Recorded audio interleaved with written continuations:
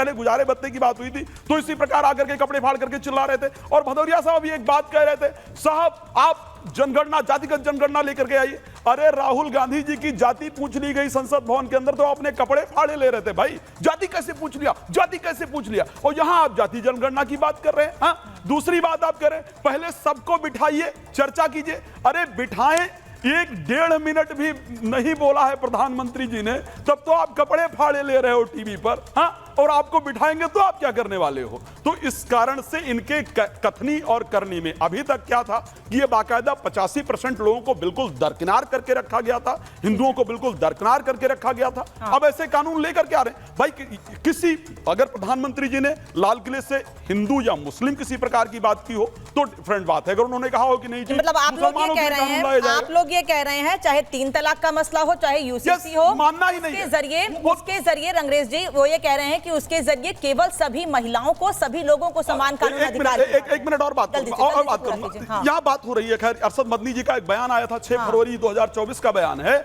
कि मुस्लिम शरिया के अगेंस्ट कोई भी कानून बर्दाश्त नहीं करेगा। मुझे तो अपने यहाँ के मुस्लिमों पर बड़ी शंका होती है भाई।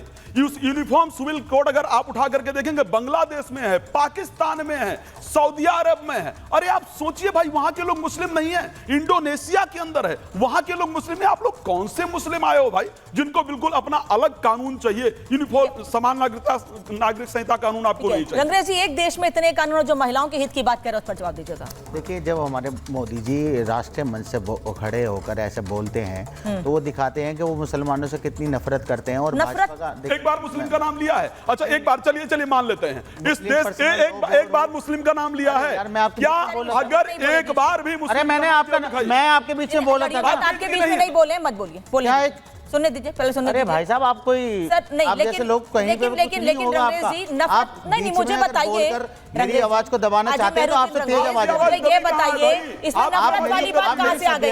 अगर प्रधानमंत्री, एक मिनट आचार्य मिश्रा, अगर प्रधानमंत्री नरेंद्र मोदी ये कहते हैं कि धार्मिक कानूनों को सांप्रदायिक कहना गलत है, बांटने वाले कानूनों को समाज से दूर किया जाना चाहिए, जो कानून ऊंच नीच का कारण बने उनका आधुनिक समाज में कोई स्थान नहीं है, इसमें बांटने वाली नफरत की बात कहां से आ गई? अनामिका जी, आप बात समझिए। हाँ। आप जो है कोई गैर कानूनी काम करते हैं इस भारत में और मैं करता हूं, तो बताइए सजा आपको अलग होगी या मुझे अलग होगी या सेम होगी?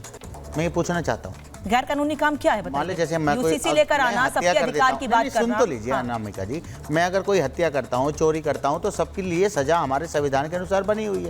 और ये जो मुस्लिम जब बनी हुई मुस्लिम जो ये लो है, बाकी अगर समानता की बात की जा रही है तो फिर उसमें दिक्कत क्या है भाई? अगर अच्छा एक बात बताइए, चलिए रंगरेज साहब, इनका तर्क सुन लूं पहले, फिर आचार्य मिश्रा आ रही हूँ, पहले तर्क सुन लूं मैं ये कह रहा हूँ, ये बीजेपी जो पार्टी है वो मुसलमानों से नफरत करती है। दूसरा, अभी 3 स्टेट में चुनाव होने वाले हैं, इस तरीके से शगुफा इस चुनाव के समय पर लेकर आते हैं। तब की जो लॉ कमीशन था उसने 2018 में बाकायदा अपनी रिपोर्ट दी 185 पेज की। उन्होंने कहा इस देश में किसी तरीके की इसकी यूनिफॉर्म सिविल कोड की जरूरत नहीं है। और ये धारा 371 के तहत जो साउथ और नॉर्थ में लोगों को जो वहाँ पे स्टेटों को राज्य का वो मिला हुआ स्टेटस, वो खत्म हो जाएगा। फिर आपने ये जो यूसीसी का कानून आपने जो है उत्तराखंड में लागू किया, आपने वहाँ से आदिवासियों को बाहर कर दिया, तो आपका फिर यूनिफॉर्म सिविल कोड कहाँ रह गया? तो ये दिखा रहा है किसी तरीके से खास तौर से मुसलमानों को निशाना बनाया जाए, उनकी वक्फ की संपत्ति हो या सरिया हो। बाहर कैसे कर दिया? नहीं, ये सरिया से नहीं चलता। मैं भी कह रहा हूँ ये देश जो लोग और जो लोग ये नैरेटिव फैलाना चाहते हैं, झूठा narrative all India Muslim personal law board के जो प्रवक्ता रंगरेज जी ये कह दें कि मुस्लिम तो सिर्फ शरिया कानून ही मानेंगे, वो कोई और कानून नहीं मानेंगे, उनके लिए शरिया कानून सबसे ऊपर है। उनको आप देश विरोधी नहीं मानते हैं? क्या देश के कानून से ऊपर शरिया कानून या उसको मानने वाले हैं? देखिए अनामिका जी, संविधान के अनुसार ही हमें ये राइट मिला हुआ, आर्टिकल 25, 26, 27 और 29 के तहत। हम बार बार कह रहे हैं ये उसी संविधान में ये भी कहा गया है, पर्सनल मामला उसी संविधान में ये भी कहा गया है रंगरेज जी, बंद कर देनी चाहिए। उसी संविधान में यही कहा गया है कि समय के हिसाब से बदलाव जरूरी है और भविष्य की संसद इस पर फैसला ले सकती है। उसी संविधान में कहा गया है ये। 10 साल हो गए भाजपा की सरकार को, उन्होंने क्या स्टैंड लिया बताइए इसमें? मगर ये चर्चा, शगुफा, जुमला, इस तरीके की बात चुनाव से पहले 3 स्टेट में। चलिए ठीक है, मैं मान लेता हूं कि बीजेपी जुमला ही शगुफा ही छोड़ रही है। आप लोग यहां पर बैठकर कहिए कि हम समर्थन कर रहे हैं, और यूसीसी अगर शगुफा ये मुद्दे भाजपा पड़ेगा। आप यहाँ पर वो तो कह रहे हैं राम मंदिर 370 पूरा हुआ है, वो तो कह रहे हैं आचार्य इस तरह का वो ये कह रहे हैं कि राम मंदिर कोर्ट के आदेश के बाद राम मंदिर पूरा हुआ है, 370 हमने हटा दिया है और आज कश्मीर की स्थिति सुधरी है पहले से। जो हमने जनता से वादे किए, जिनसे हम सत्ता में आए हैं, वो जो उन्होंने कहा मैं वो बात दोहरा रही हूँ, जो उन्होंने कहा मैं वो बात दोहरा रही हूँ। और हाँ, मैं कश्मीर गई हूँ, मैंने वहाँ के लोगों से बात की है। नहीं, मैं बार बार कह रही हूँ, किसी का खुद को किसी का रहनुमा दिखाने की कोशिश मत कीजिए। आप जाके कश्मीर के लोगों से बात कीजिए और उनसे पूछिए कि वहाँ विकास हुआ है कि नहीं हुआ है। वहां आज G20 जैसे आयोजन अगर हो रहे हैं तो बदलाव हुआ है कि नहीं हुआ है? क्या पहले की स्थिति में G20 जैसे आयोजन कश्मीर में, श्रीनगर में, SKICC में कराए जा सकते थे? अच्छा, तो इसका मतलब तो आप ये कहना चाहते हैं धारा 370 से पहले कश्मीर था ही नहीं हमारा? धारा 370 से पहले कश्मीर नहीं, कश्मीर हमारा था ही नहीं, क्योंकि वहां तो कुछ काम नहीं होते थे। मोदी जी आए, वहां पर काम होने पर तो मोदी जी क्यों चुनाव नहीं लड़े लोकसभा का कश्मीर में? इसका जवाब कौन देगा? वहां पर सब चीजें परिस्थिति बिल्कुल ठीक ठाक है, तो भाजपा वहां पर चुनाव क्यों नहीं लड़ी? रामकुमार पाल बार बार ये कहने की कोशिश हो रही है, रामकुमार पाल जी ये बार बार कहने की कोशिश हो रही है कि यूसीसी के जरिए लोगों को लड़ाने और धार्मिक भावना भड़काने और लोगों को गलत संदेश देने की कोशिश की जा रही है। लड़िए मत, ऐसे मत लड़िए, चेतावनी तो नहीं मत दीजिए प्लीज। धार्मिक भावना, अभी ये जो all India Muslim law board क्या कह रहा है कि मुस्लिम लॉ बोर्ड को अस्वीकार है ये चीज।